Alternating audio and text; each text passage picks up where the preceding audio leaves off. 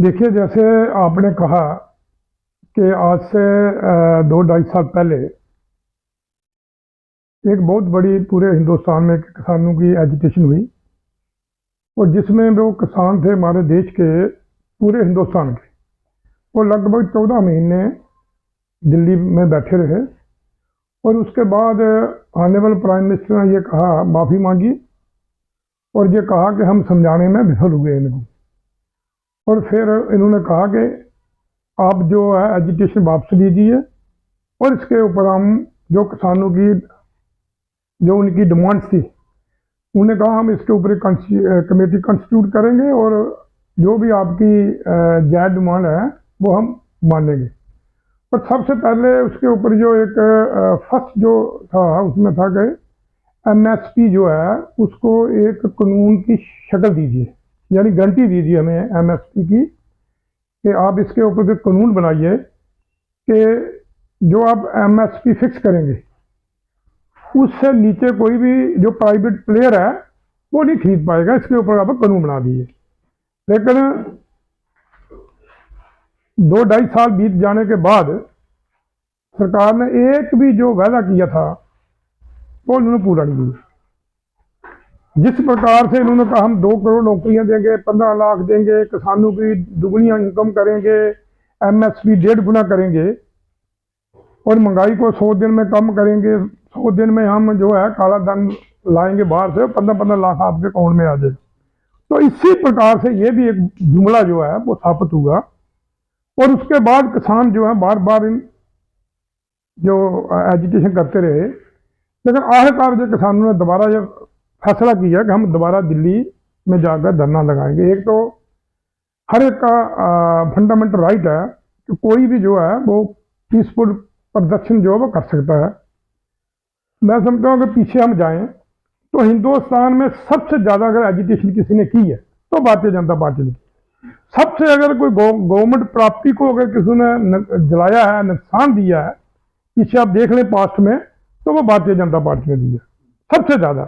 जिस बाद मंडल कमीशन भी लागू हुआ था, जो आज बहुत अतिशी बने हुए हैं मंडल कमीशन के, उस वक्त भी इन्होंने कितने एजिटेशनें की और गवर्नमेंट को प्रॉपर्टी को कितना जलाया इन्होंने और कितने लोग जो थे उस एजिटेशन में मारे गए। फिर उन्होंने उस वक्त की जो सरकार थी उससे इन्होंने सपोर्ट बढ़ा की।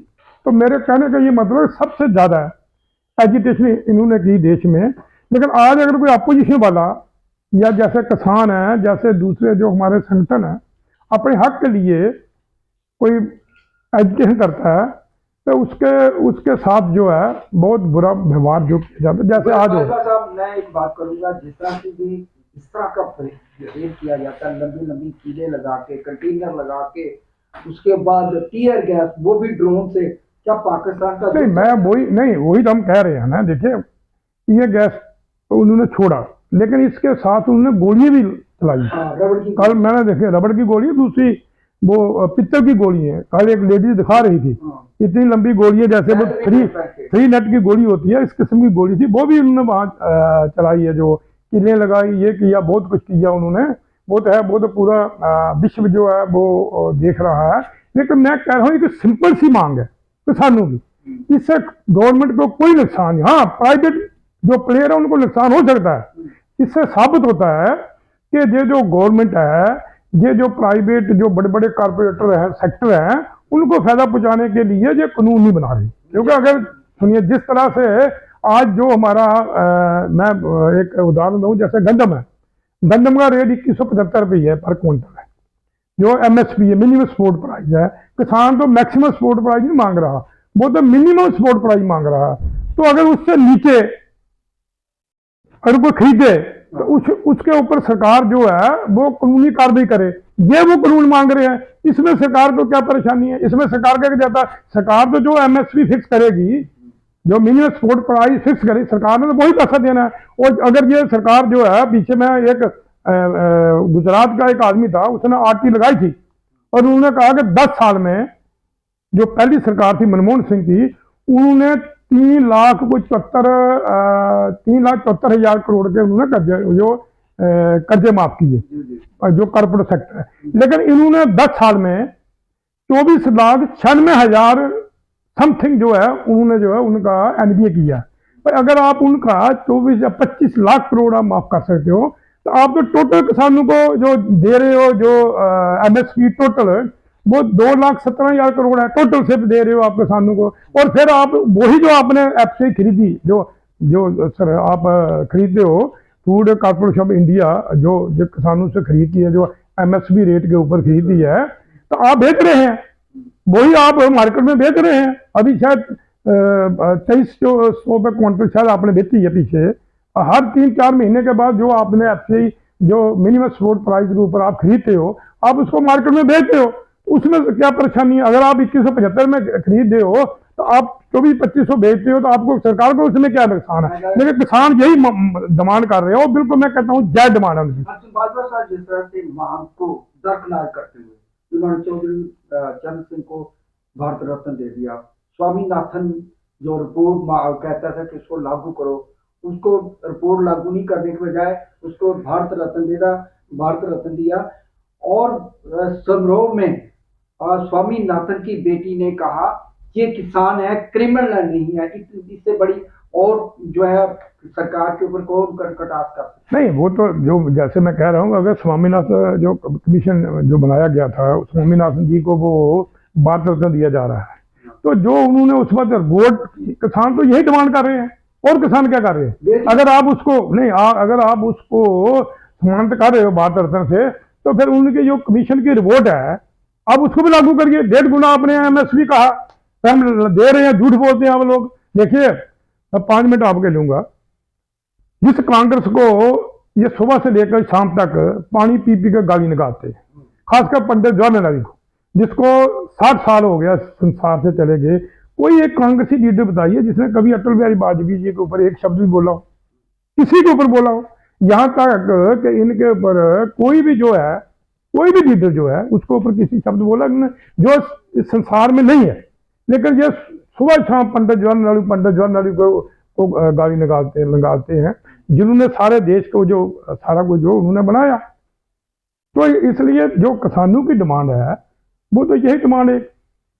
और जैसे कि उसकी बेटी ने कहा, उन्होंने ठीक कहा, भाई जो हमारा जो देश है ये कृषि प्रधान देश है। हमारे देश में पहले तो लगभग 70-75% वरना 80% लोग थे वो जिम्मेदारी पर डिपेंडेंट थे, और रूरल पॉपुलेशन है, इसीलिए हमारे देश को कृषि प्रधान देश कहा गया। और ये हमारे देश की रीढ़ की हड्डी है, किसान जो है हमारे देश की रीढ़ की हड्डी कहा जाता है। तो लेकिन उनके साथ क्या किया जा रहा है? आज जो किसान है, मेरे हिसाब से अगर हम बात करें एग्रीकल्चर सेक्टर की, तो लगभग 60 और 65% जो एम्प्लॉयमेंट है वो डायरेक्टली और इनडायरेक्टली वो इसी फील्ड से आती है। लेकिन आज उसको दबाने का काम कर, मैं कहता हूँ अगर ये किसानों को आज 1.5 गुना एमएसपी दे, हमारे प्राइम मिनिस्टर ने कहा था हमारी जो जीडीपी या 5 होनी चाहिए, अगर आज ये 1.5 गुना एमएसपी किसानों को दे, जिसका बनता है 3,300 रेट आज की डेट में, अगर ये किसानों को दे तो हमारी जीडीपी वो कहते हैं 5 ट्रिलियन होगी, वरना 7 ट्रिलियन तक पहुंच जाएगी। जिस तरह से फॉरेन कंट्री में 9 देशों में ये किसान आंदोलन चल रहा है, वहां की सरकारें किसानों को नहीं रोक रही, वहां की पुलिस नहीं रोक रही, और यहाँ पे उल्टा हरियाणा को क्या तकलीफ है? उन्होंने दिल्ली जाने दो ना, क्या फर्क पड़ता है उनको? वहां बैरिकेड लगा, नहीं वही तो हम कह रहे हैं, वही कह रहे हैं भाई आप उनको दिल्ली जाने दीजिए। अगर वो पीसफुल अपनी डिमांड लेकर जा रहे हैं तो सरकार को क्या परेशानी होनी चाहिए इसमें? लेकिन जहां तक आपने कहा विदेशों में बहुत ज्यादा सब्सिडी दी जाती है कंट्री में, नहीं वो भाई उनका हक है ना। हमारे देश में हो रहा है वो दूसरे देशों में नहीं हो रहा। आपने क्या देखा चंडीगढ़ में क्या हुआ, देखा आपने? आप डेमोक्रेसी की बात करते हो, 20% थे उसके कांग्रेस के और आम आदमी पार्टी के, और तभी देखा अपन का 8 वोट मेंबर भी था, वो कॉर्पोरेशन का मेंबर भी था, 8 बीजेपी का मैं कह रहा हूँ 8 उनके जो वोट थे उसको डबल टिक लगाकर कैंसिल कर दिया, और पूरे हिंदुस्तान ने देखा नंगा नाच होगा। इससे और डेमोक्रेसी का मतलब क्या होगा? अब अभी देखो जो केस जो है हमें सुप्रीम कोर्ट में है, अब सुप्रीम कोर्ट इसमें क्या फैसला लेती है क्या नहीं लेती बात की बात है, लेकिन पूरे देश ने देखा जो बिल्कुल ओपन हो रहा है, ये ओपन कर रहे हैं। अब इलेक्शन कमीशन क्या करता है, दूसरे क्या करते हैं, ईवीएम मशीनों में कितना बड़ा घोटाला है, या जिस तरह से बड़े बड़े अफसोस की बात हो, बड़ी शर्म की बात हमारे देश के लिए, प्राइम मिनिस्टर हाउस में कह रहा है शारदा घोटाला हुआ कोई महाराष्ट्र में, और अशोक चौहान जी के उसमें इन्वॉल्व थे, और पार्लियामेंट में प्रधानमंत्री ये कह रहा है कि शारदा घोटाला भी देखेंगे हम, लेकिन तीसरे दिन वही आदमी जो है इनकी पार्टी में शामिल हो जाता है और फिर उसको राज्यसभा में भेजा जाता है। ये एक मैं कहता हूँ ये इसी तरह जीत पवार हुआ। देखिए ये एक मैं कहता हूँ ये एक फैक्ट्री है इनकी जो इन्होंने बना रखी है ना बीजेपी वालों ने, एक तो झूठ की फैक्ट्री है वो, और एक बयान में और आज रैली को संबोधित कर रहे थे प्रधानमंत्री और कांग्रेस को कोस रहे थे, कांग्रेस पार्टी का इतिहास जो है घोटालों का इतिहास है, क्या कहें? नहीं देखिए कहाँ हुआ घोटाला बताए ना, क्या कौन सा घोटाला किया कांग्रेस? देखिए कांग्रेस के वक्त में आपको शायद जानकारी हो या नहीं हो, कांग्रेस के वक्त में और टेलीकम्युनिकेशन घोटाला हुआ, कॉमनवेल्थ गेम घोटाला हुआ नहीं हुआ, लेकिन सीएजी की रिपोर्ट आई टेलीकॉम घोटाला, कोल घोटाला, और उसमें 4-5 लोग थे जो कांग्रेस के थे, उन्हें 4-5 को, एक ए राजा जी थे वो अलायंस पार्टनर थे यूपीए के, उसको जेल में बंद किया जिसके ऊपर टेलीकम्युनिकेशन घोटाला था, और दूसरा जो के करुणानिधि की बेटी थी करमोई नाम उसका, उसको उन्होंने जेल में बंद किया, और सुरेश कलमाड़ी जी थे उसको भी जेल में बंद किया। आज दोबारा वो लोकसभा में है, सुरेश कलमाड़ी शायद है इस दुनिया में नहीं, लेकिन वो दोनों जो हैं एक करुणानिधि की बेटी भी और ये राजा भी, वो आज दोबारा जीतकर लोकसभा में है वो दोबारा, लेकिन उनमें कोई केस साबित नहीं हुआ। लेकिन इसके बावजूद भी कांग्रेस ने अपने लोगों को जेल में बंद किया, उनके ऊपर सीएजी की रिपोर्ट है। अभी यहाँ के द्वारका में एक वहां बन रहा था, एक रोड बन रहा था जिसकी कॉस्ट 18 करोड़ थी 1 किलोमीटर की, और 250 करोड़ में वो 1 किलोमीटर रोड बन रहा, उसमें सीएजी की रिपोर्ट आई, उसमें घोटाला हुआ। कभी सुना आपने नाम उस घोटाले का? कोई कभी प्राइम मिनिस्टर ने या दूसरे किसी ने एक शब्द उसके बोला? तो जितने भी मैं कहता हूँ जितने भी भ्रष्टाचार लोग हैं हमारे देश में, सारे के सारे जो हैं वो बीजेपी में जाकर जमा हो गए, सारे के सारे। उन्होंने घोटाला किया नहीं किया, लेकिन उनको डराया जा रहा है कि आपके ऊपर घोटाला है, तो वो डर के मारे सारे के सारे जो है इनके चले जाते हैं, और ये वॉशिंग मशीन में डालते हैं, साफ होकर बाहर चले जाते हैं। बहुत साहब 20 तारीख को प्रधानमंत्री मोदी जी आएंगी, बड़ी रैली को संबोधित करने की कोशिश की कर रही है कि लाखों की तादाद में लोग आएंगे। नहीं लाखों में आए नहीं आए क्या लेकिन नहीं लाखों भी हो सकते हैं, 2 लाख भी हो सकते हैं। आज किसी दफ्तर में चले जाओ, अभी किसी ने भूषण जी ने किसी को फोन किया, किसी का काम था, वो कहने लगे जी 20 तारीख के बाद, आज 10 दिन से कोई काम किसी हमारे जो सरकारी ऑफिस में नहीं हो रहा, चाहे पटवारी हो, चाहे कोई बीएलडब्ल्यू हो, चाहे कोई जेई हो, एई हो, कोई भी हो, किसी भी डिपार्टमेंट में हो, चाहे हेल्थ में हो, सारे के सारे जो हैं वो लगे हुए हैं कि जो प्राइम मिनिस्टर जी आ रहे हैं उसमें किस तरह से क्राउड को जमा करना है। और मैं कहता हूँ जितने भी गवर्नमेंट एम्प्लॉई होंगे वहाँ 80% जो है वहाँ गवर्नमेंट एम्प्लॉई होंगे। तो हमारे जम्मू कश्मीर में तो 5 लाख कर्मचारी हैं, शायद सबसे ज्यादा कर्मचारी स्टेट होती है, लेकिन अगर 5 लाख ही आए तो 2-3 लाख तो बढ़ाएंगे वो, जैसे पिछली बार भी कश्मीर से बढ़ाए गए थे। अब जम्मू रीजन के पूरे जितने भी हैं सब की ड्यूटी लगाई है कि सब जितने भी एम्प्लॉई हैं गवर्नमेंट के सारे वहां पहुंचना। और यहाँ मैं कहता हूँ 60-70 हज़ार तो वो हमारे जो है पीएचई जो दूसरे हैं डेली बेजर को ऐसे जो लगाए गए हैं सब, उनको भी वो जाएंगे सारे के सारे। नहीं घोषणा क्या, आप मुझे ये बताइए, घोषणा तो हम तब देखें नहीं मतलब नहीं, मैं जितनी हम हर रोज सुनते हैं घोषणाएं।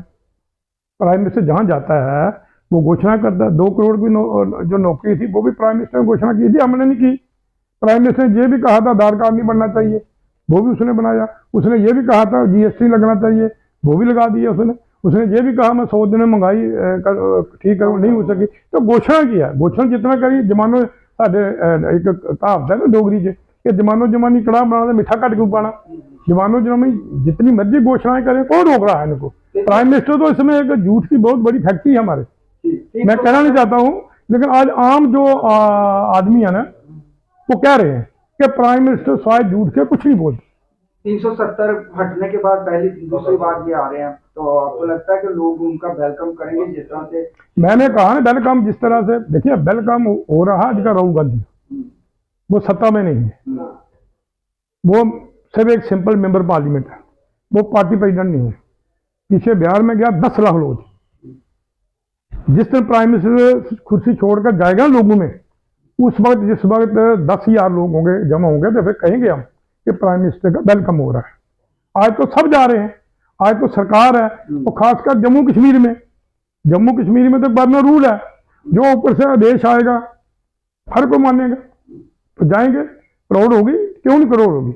मैं तो कहता हूँ कम से कम लाख आदमी वो करोड़ जमा करेगा। वो बादशाह साहब समय की कमी है, वो चल गए। थैंक यू सर, धन्यवाद।